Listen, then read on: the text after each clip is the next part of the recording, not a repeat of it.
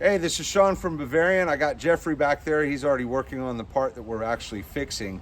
But clients all the time wonder why we recommend doing all the different oil leaks that they need to do and why we tell them that it's deemed an unsafe driving condition if they don't get the repairs done. Well, here's a prime example.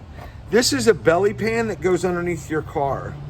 The bumps and stuff you see right here are normally for sound deadening, and it helps you to keep the road noise down.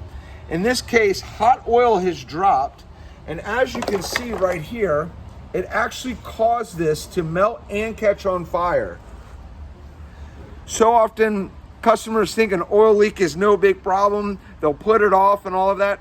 Well, guess what? Don't be caught with your loved ones, your wife, your kids, your grandkids, your girlfriend, your boyfriend, whoever it may be. Don't be caught not fixing an oil leak and getting a phone call that the car caught on fire, or worse, something happened to your loved one.